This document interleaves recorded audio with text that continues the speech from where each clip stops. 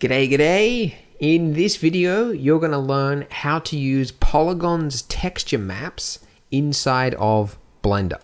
So Polygon, as you probably know, has not just textures, but also maps provided for each texture. So you can see for this one, we've got the diffuse map, we've got something called albedo, we've got displacement variation, we've got gloss, normals, reflection, ambient, etc. Now, if it's your first time at Polygon, or maybe you're new to materials, you're probably wondering, what does any of this mean?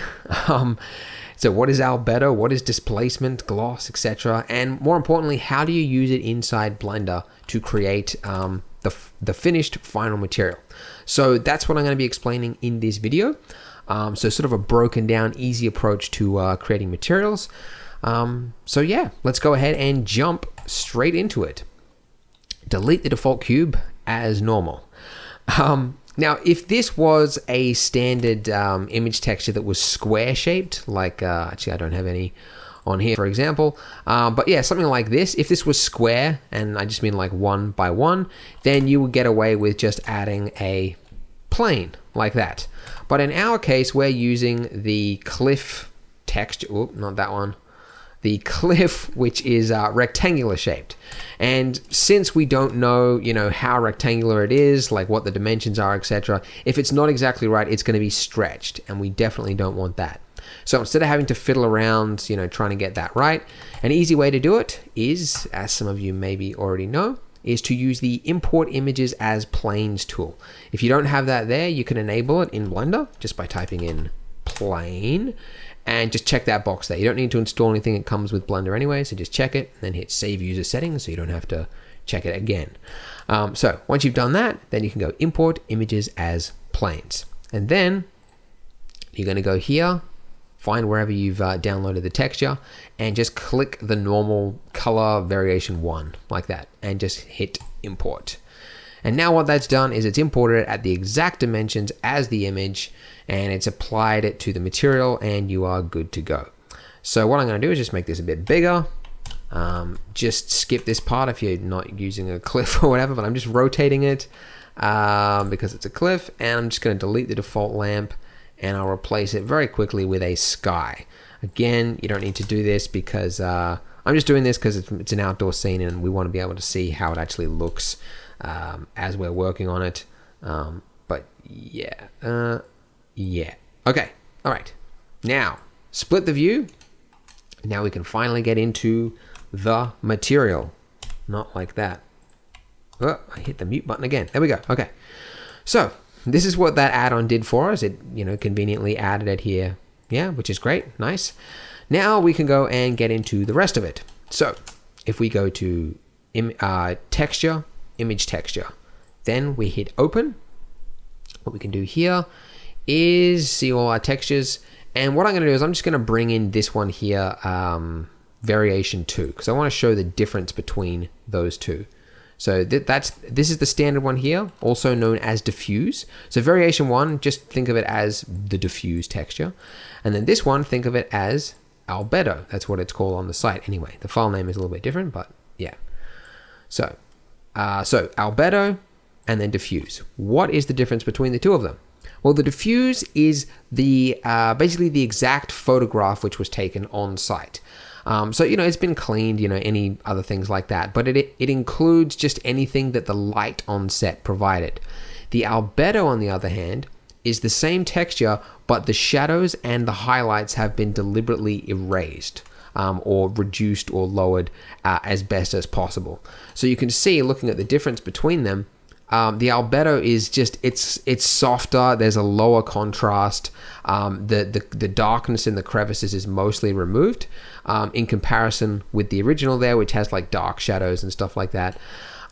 So the advantage to using an albedo map is that it's more accurate, and it's also not as restricted by the lighting that was on set.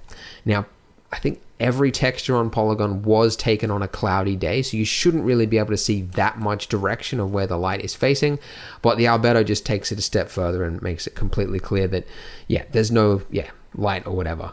Now the downside is that if you were, I don't know, if you didn't have all the extra maps which we're going to use, that you're going to be missing some of the shadows, which can give it a little bit more realism.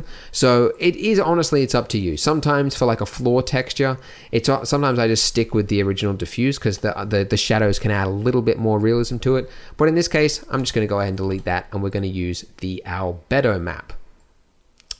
Okay, so I'm just going to set up a very basic material here, one that you would be using for any material you create, and that is a diffuse with a glossy shader mixed together like that. Fun fact, every single material on Earth has some form of glossiness to it. There is no such thing as a completely diffused or a completely glossy shader. They're basically always a mix between the two of them, which is interesting. Okay. So, yeah, this is added in here and it looks really terrible. That is awful. As I've said in the past, it's like you've printed it out on a piece of photo paper. No interaction with the light or anything like that. So, let's fix that first of all with and here's a little tip, by the way. You can, if you want, you can drag in the images directly from another window like this. Like I can drag in the normal map like that. And I've just run out of memory on my graphics card there. Or you can do this, a new feature, multiple images. So you can import more than one. So I'm going to import in the gloss, the reflection, and the AO map. Not the displacements, because they're going to be added in later in a separate part of Blender. But those three there, I can add those in as well. And it just adds it in right there. And the benefit is it actually names the top of it as well, although you can't see it in that view. But yeah, so yeah. Okay, so this one here, this is the normal map, which if you hold down Control, Shift, and click, also you have to have the Node Wrangler enabled to use that. Really great feature, by the way. Just enable the Node Wrangler, and then you can Control click on any texture, and it will show it over there like the rawness. Yeah, really handy. Okay, so this is the normal. This is what it looks like. It's always that weird purple looking material, texture. Sorry. And what this does is it controls the bumps of the material. Sometimes you might have seen a bump map as black and white. A normal map behaves very similar to it, except it adds an extra axes to it. So it's just think of it. It's like a bump map, but it's better. It's a bump map on crack. It's got a little bit more sharpness to it. Not sharpness, like detail, like roundness to it, I guess is the best way to describe it. It's not like a standard height. I'm going into too much detail. It just adds the bump. So how do you add this in Blender? How do you actually make it affect the material? You put it through a normal map node. So I'll add this in here, connect it to the front of the normal map node, and then connect this to the glossy and the diffuse. And if you had more than one, if you had extra different shaders, you would connect it into each one as well. And now you can see, like, immediately just looks way better. But one thing you might note is that the light appears to be coming from a different direction now. Like it's almost like the light's coming from up here, which doesn't make sense. And if you were sort of like, if you didn't really notice or whatever, you'd get into trouble later on because the material wouldn't look right. The reason for this is that it needs to be set to non-color data. There we go. Now it is correct. If you don't set it to non-color data, Blender is trying to read it like it's a standard photo, a standard image. By setting it to non-color data, you're telling Blender that it is a special type of image texture which is affecting an aspect of the material. So treat it as such. Don't just treat it like a standard, colored image, if that makes any sense. So that's what that does. So now it just, looks way, way better. Okay, now let me get a drink here. I'm going to be really croaky. Okay. Now we're going to add in something which is going to control the reflection across it. So we already have reflection, of course, but it is an even amount reflection across the entire thing. So even in these crevices or wherever, you've got just as much reflection down there as you do up there. And that's not always true to life. Like if this was a cliff rock and say it had been raining, you would have obviously way more reflection on the front faces than you would on the dark faces. So every single material in real life always has some form of variation to everything. The reflection, the sharpness of the reflection, the bumps, etc., etc. Nothing is ever uniform. Just remember that. So that's why we have maps. So I'm going to grab the, whichever one it is here, not the AO map, that one. No, not the gloss. This one, reflection. It's just a shame that the file name is so long it doesn't fit into there. It just makes this really tricky. Okay, so this reflection map, abbreviated REFL, that we can use to put into the mix shader factor input. And now what this is doing is, this is what that looks like, by the way. So the black areas are going to be no reflection and the white areas are going to be solid reflection. So it's obviously grayscale, so it's like a varying amount throughout the entire image there.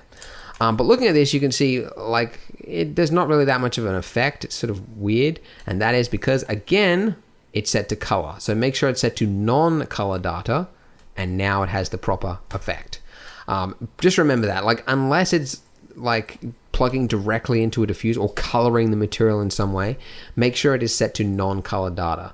If it's not, you're going to have a weaker, bad, often incorrect looking result. So non-color data.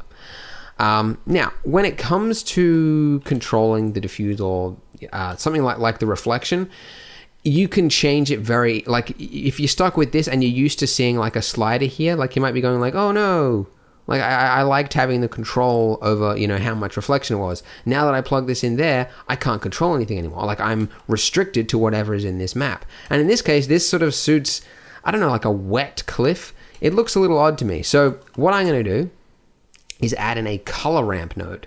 And the color ramp node allows you to, like, this is the direct material there, and this is feeding it through the color ramp node, so it hasn't changed so far. But we can now control the amount of reflection overall. So if I just turn down this white value, that's going to be the maximum amount of reflection. So I can just dial that back to be whatever I want, really. And you can see how this is having the effect there. So I can dial this up. So this is now essentially becoming my factor value. Like how much reflection do I actually want on everything. Now I'm going to leave this just as it is right here, right now, because I'm going to plug in now this one, which I think, it's the gloss map. So what is the gloss map gloss map for? The gloss map, also known as the roughness map. Some other users from other software might be familiar with it. It controls the roughness of the reflection. So which parts of the material have a sharp reflection and which parts have a soft reflection. Again, you can see it looks a little strange. Make sure you set it to non-color data, and then it looks accurate. So just like the reflection, you can see that it's a little odd, like it's a little too sharp in this case. So again, this is where you get to use your creative license and control it. So this one up here, this color ramp would control my reflection, like how much reflection is actually hitting the rock. And then down here, this is controlling the sharpness of those reflections that are actually being received. So I'll plug that in there. So this is what that looks like there. So the white controls the whiter it is, the sharper the reflect. No, other way around. The whiter it is, the softer the reflection. The darker it is, the sharper the reflection. If I'm remembering that correctly. Let me just make sure that I'm not telling you the wrong thing, because that would be embarrassing. Right, through there, let's just have a look. Oh, it is. Okay, so the black values are the sharp reflections. Okay, good. Whew. All right, so that means that if I want to control like how sharp I'll put a limit on how sharp the reflection can be. I'm just going to control this black value here, and I'll just put this up to be about there. Like let's say it's never going to be completely sharp. I just want it to be a little bit sharp. I'm feeding it through there, so now we've got a little bit of softness to it. Now it's starting to look a little bit more like a rock to me, and I can dial this back if it's still too shiny, which I think it possibly is, but I want to leave a little bit just because, we're doing an example demonstration here, so it would help to have that. Okay, great. Now, a couple more things. For one, we've still got this map here, and we also haven't used the displacement maps. So let's talk about why they are used sometimes. So in this instance, you might look at this and go like, it's kind of lacking some shadow. Because we are using the albedo map, the variation 2 color map, it's removed all of those shadows. But sometimes what you want is actually shadows because it can help to make it look more realistic. Like at the end of the day, it's up to you. You're the artist. You get to decide what the material actually looks like. And if in your opinion, it's lacking some shadows, you get to add it now. So that's what this AO, whoa, what did I do there? I think I just duplicated it. That is what this AO map does. So if you Control-Shift-Click on that node, you can see that it is almost entirely white with some small areas of darkness in there. So this is where you can add in some shadows to the crevices. And this one's very easy to add. All you do is add in a Mix RGB node, put this in the bottom input and set this to multiply. And then if you look at this, so this is what it looks like without anything, and this is what it looks like with the AO. Very, very, very, very subtle. And again, you get to control it. So say you wanted it more than what is in the map, you can control that right here. So I can go like, come on, give me some more crevices. Come on, pump it up. Come on, are you serious? More. And there you go. So now you can actually see. So it's injecting some shadows into the mesh. You can control that, with the multiply there if you want. I'm sure you get the hang of it. So I'll collapse that. Well, this one, because it is actually affecting the color, you can get away with just leaving it add color. It doesn't really matter. You can see the effect. It's like non-color. It's just like more subdued. Don't think it really matters, honestly. It's one of the, because it's actually being added to the diffuse. It makes sense to leave it as color. But there we go. So it's adding it. It's combining it with your color map, putting it into the diffuse, and there we go. So we've got a few more things. So we've got those displacement maps. What are displacement maps for? Well, in this case, you can see that, from this distance, it looks all right, but it's sort of lacking geometry. Like the bumps, it's pretty clear that this is a flat wall. If we wanted more bumps, or let's say the camera was in like this, you can see that looks really flat. And especially as the camera gets closer, you can notice it more and more. And the reason for that is that actually, there is actually no bumps on this at all. If you go right in there, you can see that it's actually still a completely thin wall. Those bumps that you see there are an illusion which is created by this normal map right here.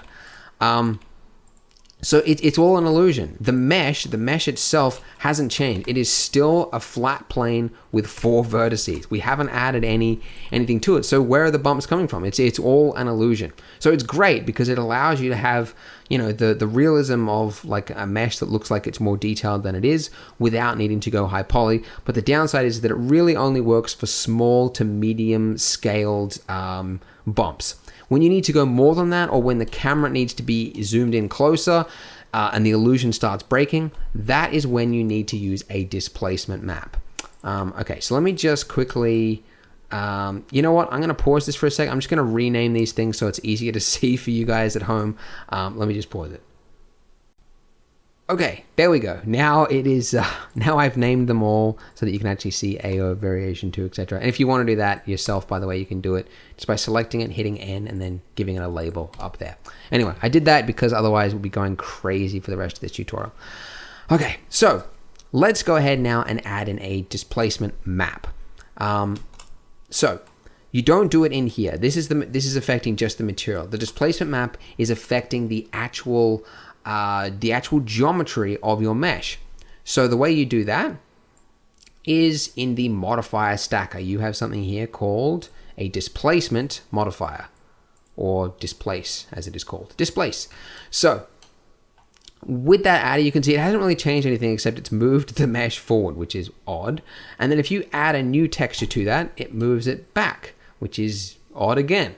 Now, what this displacement modifier is doing is it's looking for this texture and it's trying to displace the height of the mesh according to that texture. There's currently nothing in there though, so that's what we have to add. So we're going to go to the texture map, texture panel here, and then go to displace texture. And then here you can see this is the texture that it is actually using right now, which is nothing. It's got an image or movie, but there's actually nothing added in here. So that's why it doesn't know what's going on. So we're going to click open, and we are going to use our displacement map. Now, we actually have two of them for this one. So some materials will only have one, but this one actually has two. And if you look at it in a sort of bigger view, you can see the difference between them. This one is sort of a smoother, softer one, which is going to be good for larger scale displacements. And then this one here is a smaller, crisper one. So it's going to be good for sort of smaller scale displacements. We're going to actually use both. But for now, I'm just going to start with this smoother, softer one and hit open. Now, what's going on here? It's just sort of skewed the plane a bit. Why is that? That is because, as I mentioned, it is changing the actual mesh. But in our case, we only have 4 vertices. So that's no good. So what we need to do is we need to give it more vertices so that it can actually bend and displace something. Now, you would do that normally just by hitting subdivide. But if you do that, you can see we're going to get rectangular shaped faces, which isn't good later on when we do the displacements because you're going to get what looks like stretched displacements. So we don't want that. So I'm just going to undo that. And what I'm going to do first is just quickly add in a loop cut by hitting Control R and clicking right there. So now, if we select these two faces here, then hit subdivide, now we're able to scale up the number of cuts, but we've got square faces now. So that's just a quick little tip. I just add a loop cut until I get square faces, and then I do the subdivide. So I'm going to use 100 cuts, which is going to give us some nice, smaller sized faces for the displacement modifier to deal with. Exit out of that, and bam, look at that. Okay, so first thing you want to do is make sure you apply the scale for your object. Because if you have scaled it up like I did at the start, then it's going to have changed that scale there. So that's why you just always Control A, scale, make sure it's reset for the displacement. Now looking at this, you can see it looks really, really super jagged. And you know, you can often change that by changing the strength here. Also, sorry, one other thing, the texture coordinates. You have to make sure that you are using the UV texture coordinates. There we go. Now you can actually see it looks a lot better. It looks closer to the actual texture, which is running underneath it, like that. So that actually looks pretty good. It's not terrible. It looks better certainly than what it was before. Now, if I move the camera up close to it, you can see it looks pretty good. If you want, you could add smooth shading.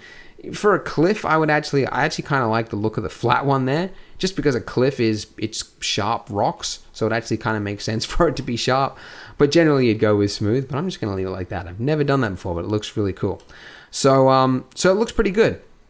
But what you can do is you can add in a subsurf modifier on top of this, and this will give it even more vertices to play with. So it's like doing that.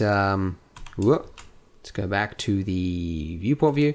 It's like going in here and then subdividing it again. Okay, but it's just doing it to the mod. Like it's not doing it so you can actually see it in the viewport. It's just in the render. If that makes sense. So doing it like that. This is before. This is after. So it's just making it look a little bit crisper, a little bit tighter. So let's have a look at that. Should look a little nicer. Good.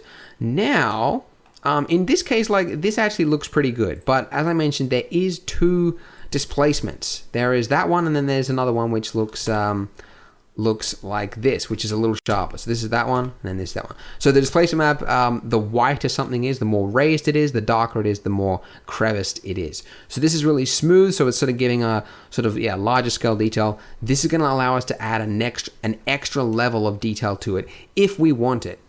So if we had the camera in like super close and it was important to us that we had some detail in here maybe, that's when we would use another displacement. So I'm going to add one in here. And since we've got 2 displacements, it's probably good that we actually label it. So let's call this one large and this one small. Add a new texture for that. Go to the texture panel and set it to small. Delete that image there. And then let's add in that variation 2. Well, nope, not the color. Displacement variation 2. Open. And look at that. Hey, that looks horrendous. So first of all, make sure you've got it set to UV for one. Just disable the large one for now, just so that we can see the effects of this one. Really, really sharp looking spikes coming out of there. even though we've set it to UV, everything should be correct. It's just because it's a smaller, like tighter thing, like it's trying to read every single change in grayscale value in here and make like raised and different shape. That's why most displacement maps are very smooth, because you need more vertices to get around it otherwise. So I'm increasing the subsurf here to another level, and now I'm going to turn down the strength of this to be about 0.1. So this is, yeah, like it's almost getting to the point where it's like slightly better than a normal map. Maybe I just go maybe 0.18. I don't know. Okay, but just a little bit. And then if we add this one over the top of it, now you can see in this case, it's sort of creating this bulbous sort of look to it.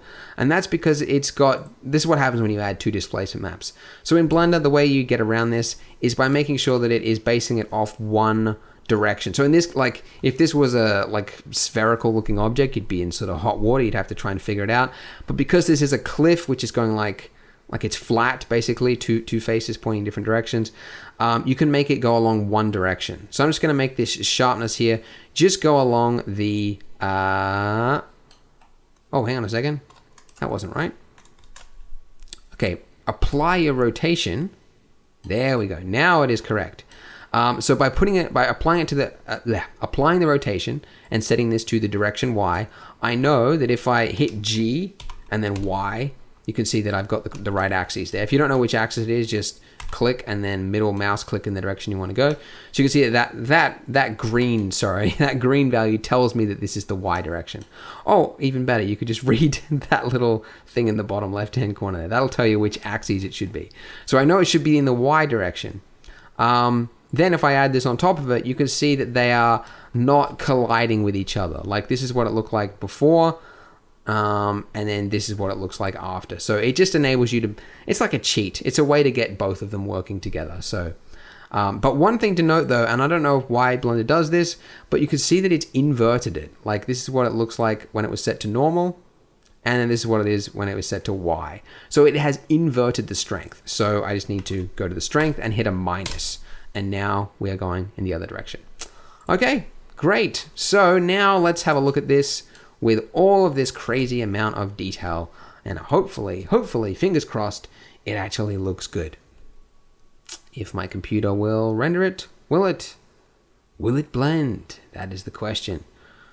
And it does. Hey, so that is a cliff. That is a cliff if I ever saw one. Now, looking at this, you might go like, yeah, like it's cool, but it's like, it's a little jagged. It's a little crazy going on there. You have to remember that we started with a plane, a completely pure plane. And if you look at it, like if you turn off all this stuff here, it's still a plane. So actually to have this amount of detail showing through for a plane, we haven't done any sculpting, any modeling. It's actually really cool. So that is why these maps are dynamite. Because they enable you to very quickly to get a material which really looks and feels right. So if like for a cliff, and I've even got a cliff tutorial on Blender Guru if you want to check it out, goes into more detail, but you would do sculpting here so that you've got different raised and bumps and like real deeper crevices and things. But this is sort of as far as you can go with just a standard sort of image texture. But there you go. So again, just to explain very quickly, this was the color. We are combining it with an AO map just to give it a little bit deeper of a crevice and feeding that into a standard diffuse shader. Oh, let me go to maximum size view. Then we've got the gloss and the diffuse being controlled by the reflection map, REFL, and we've added a manual color ramp here just so that we can tweak it to our liking. Then the glossiness, the glossy amount, which is the sharpness of the reflections, is being controlled by this map here, the gloss map, and then that is being manually controlled and adjusted by us using the color ramp node. And then finally, for both of them, we've got the normal map, and they are being fed into, both the diffuse and the glossy shader together, and that is giving it that small to medium scale bump. And then on top of that, as we just explained, we have added in the displacement maps to the modifier stacker over here, large and small displacement, and we've got the finished result. So there you go. Hope you learned something new, and I hope you enjoy the textures on Polygon, and I look forward to seeing your awesome renders. Thanks for watching.